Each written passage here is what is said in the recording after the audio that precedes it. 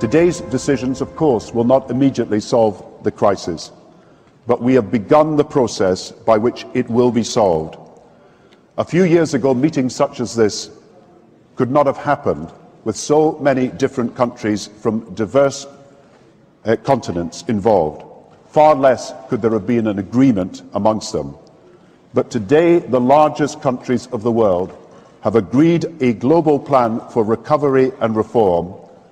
This involves the biggest interest rate cuts in history, the biggest fiscal stimulus we have ever seen, the biggest increase in resources in the history of our international institutions, with 250 billion, more money than ever before for trade finance as well. For the first time, we have a common approach around the world to cleaning up banks' balance sheets and restoring lending. We are engaging in a deep process of reform and restructuring of our international financial system for now and for the future, and we have maintained our commitment to help the world's poorest, and we have put more money aside for that and also for a green recovery.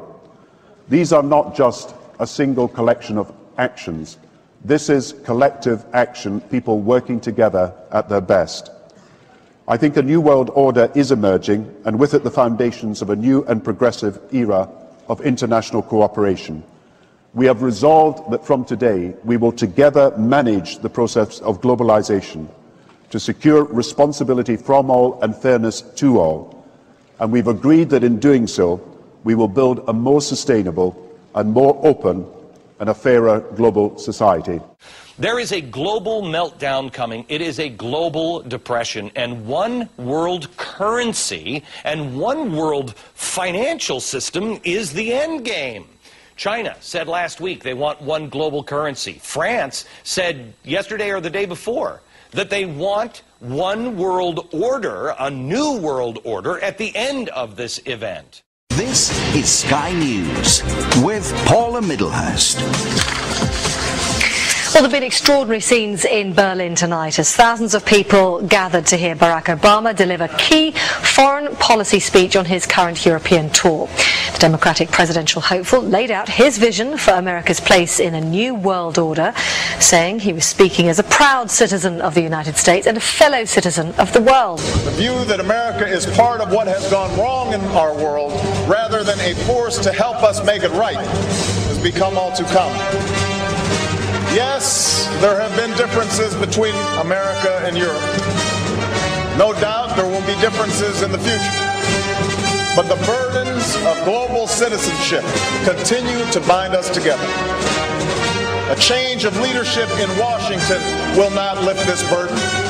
In this new century, Americans and Europeans alike will be required to do more, not less. Partnership and cooperation among nations is not a choice. It is the only way, the one way, to protect our common security and advance our common humanity.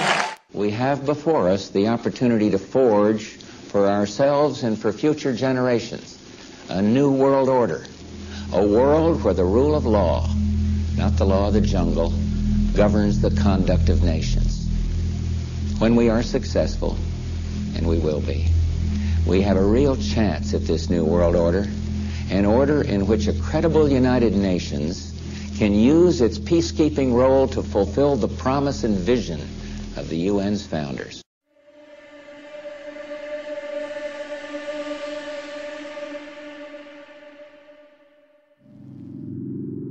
In the near future. На Земле ближайшего будущего доминирует мощное мировое правительство. Когда-то свободные нации стали рабами воли небольшой элиты. Расцвет новой темной эпохи навис над человечеством. Страны — дело прошлого. Любая форма независимости уничтожается на корню. Семьи и даже индивидуумы близки к исчезновению. Уничтожено почти 80% населения Земли. Остатки когда-то свободного человечества вынуждены жить в высшей степени контролируемых городах, подобных тюрьмам. Передвижение очень ограничено. Автомагистрали соединяют большие города и удерживают население от выхода в запрещенные зоны. Частной жизни больше не существует. Суперкомпьютеры с искусственным интеллектом ведут хронику и категоризируют каждое действие. Планета-тюрьма во власти безжалостной банды нелюдей, власть которых не оспаривается. Это мечта мировой элиты. Их цель. Программа тотального уничтожения человечества, где наука тирании — закон. Распространенная по всему свету сеть контроля, предназначенная навечно гарантировать господство монополии власти. Создать двухклассовую систему, где подкласс будет вынужден жить как рабы в крошечных закрытых городах, в то время как элита будет наслаждаться всей остальной планетой, эволюционированная с помощью имплантантных технологий, живущих вечно, и для развлечения летающих в космос суперлюдей.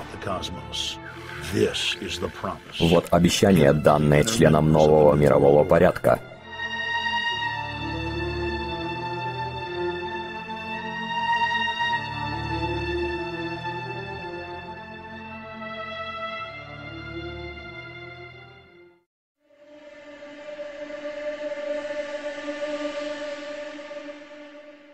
The ultimate goal that these people have in mind is the goal to create a one-world government run by the banking industry, run by the bankers. The whole agenda is to create a one-world government where everybody has an RFID chip implanted in them. All money is to be in those chips, right? There'll be no more cash. And this is given me straight from Rockefeller himself. This is what they want to accomplish. And all money will be in your chips. And so instead of having cash, anytime you have money in your chip, they can take out whatever they want to take out whenever they want to. If they say you owe us this much money in taxes, they just deduct it out of your chip digitally. Total control. Total control. And if you're like me or you, and you're protesting what they're doing, they can just turn off your chip. And you have nothing. You can't buy food. You can't do anything. It's total control of the people. And that chip's connected to a database that has your purchasing records, what you do, what everything, you sell. Everything is in there, you know? And so they want a one-world government controlled by them, everybody being chipped, all your money in those chips, and they control the chips, and they control people. And you become a slave. You become a serf to these people. That's their goal. That's their intentions.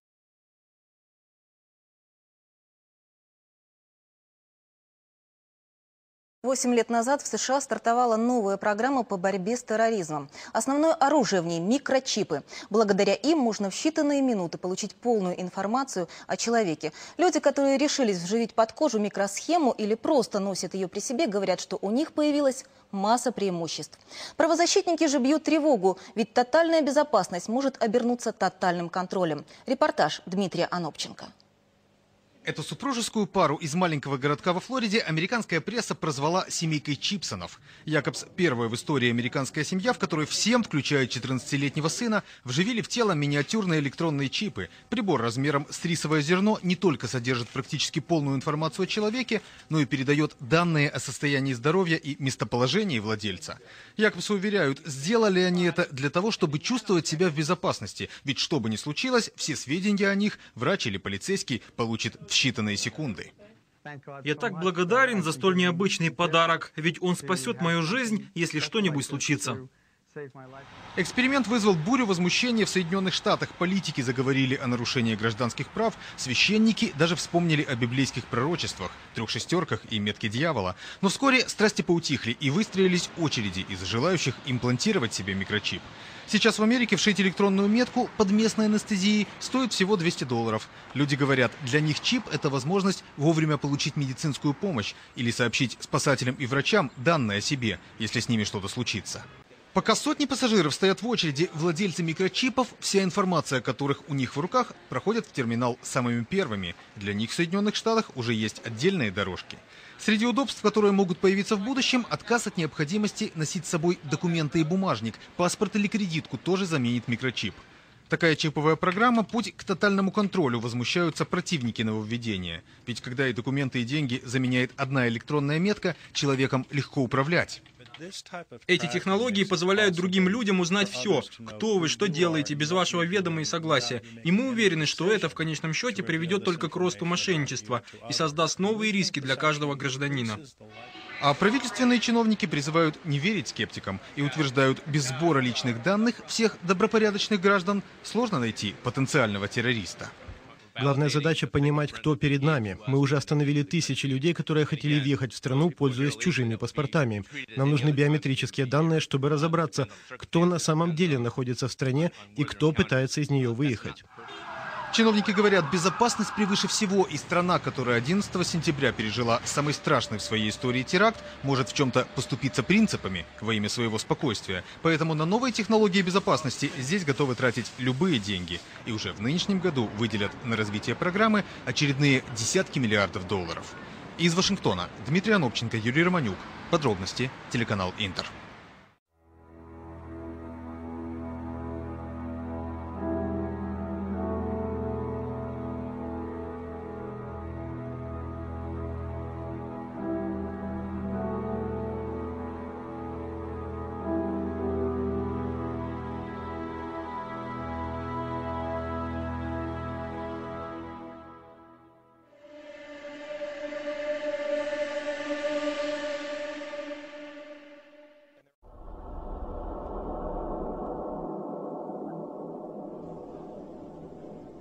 Politicians are advancing a global plan, the plan of the Antichrist. This is the doctrine of Lucifer, which Freemasons, Knights Templar, and members of the Illuminati global network of secret societies follow.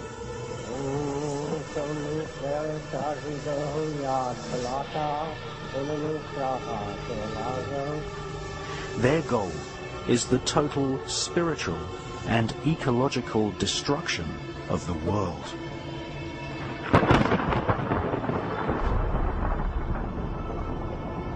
They use advanced technology to spy on and kill whoever gets in their way.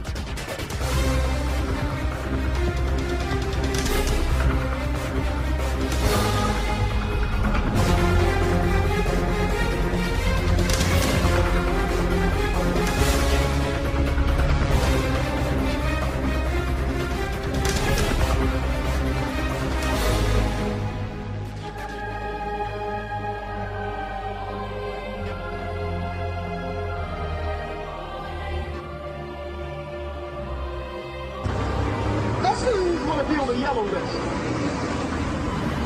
The yellow list These are citizens who know nothing about the New World Order and don't want to know. That's the majority of the people. I don't want to hear about that stuff. It's scary. You people, they need you around. The people that don't care, don't know any better, think everything's going to be all right. You're asleep.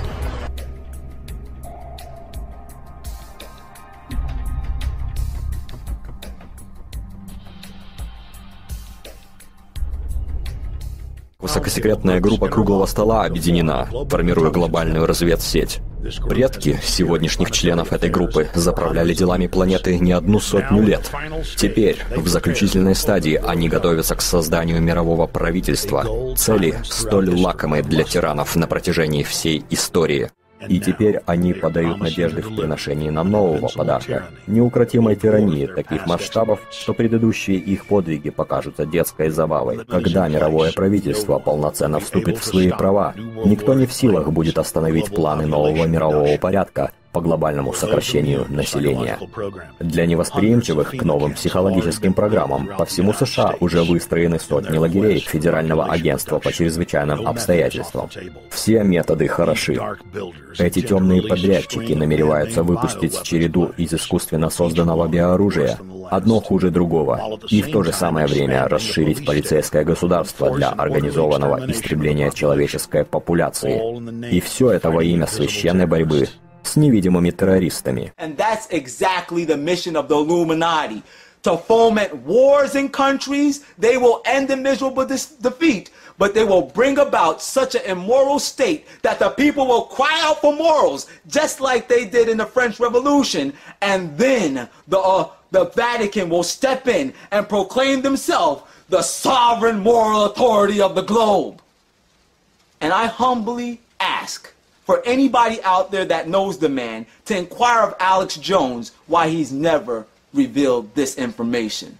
Listen, the Vatican is not moral at all. There is nothing moral about the Vatican. They are the most amoral institution on the face of this planet. In the book of Revelations, chapter 17, starting at verse 1, the Vatican is symbolized by a great whore. Fitting symbolism, if you ask me. In Revelation 17, starting at verse 1, it says there, And there came unto me one of the 7 angels, having the 7 vials, and he talked with me, saying, Come hither, and I will show unto thee the judgment of the great whore, which sitteth upon many waters, with whom the kings of the earth have committed fornication, and the inhabitants of the earth have been made drunk with the wine of the wrath of her fornication. Then in verse 5 it says, And I saw on the forehead of this woman a name written, Mystery Babylon the Great, the mother of harlots, and the abominations of the earth. And I saw this woman as she was drunken with the blood of the saints and with the blood of the martyrs of Jesus. The papacy from its very inception has been guilty of entering into adulterous, not even adulterous, illicit relationships with the political powers of this world, bringing about all types of deceptions and wars that have been destructive to the inhabitants of this globe, which they have been able to get under the sway of their filthy so-called infallible power. But like I said, the Vatican is nothing but a whore. It is just a massive pantheon in which every pagan philosophy and every pagan practice finds a safe haven and has been baptized and robed in pious garments to look as though they are Christian, but they are nothing but Babylonian paganism. And the Bible has warned us in the book of Proverbs chapter 7 and verse 21 to beware of listening to the speech of a harlot. In Proverbs chapter 7 and verse 21, the Bible reads, With her much fair speech, she caused him to yield. With the flattering of her lips, she forced him.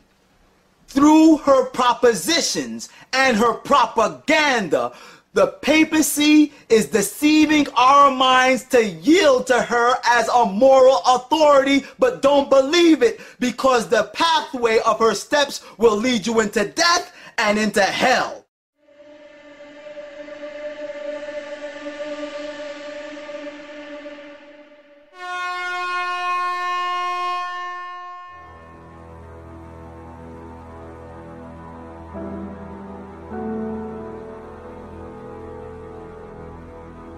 scum, filth, degenerate, viperous, murdering, trash, commie government, vampiric scumbag government. Kill, kill, kill, kill. White, we love it, oh yeah! And you sit there suckling off of its snake breast when you don't understand it's pure death! You're gonna play, get it, it's up close, you piece of shit! You piece of crap!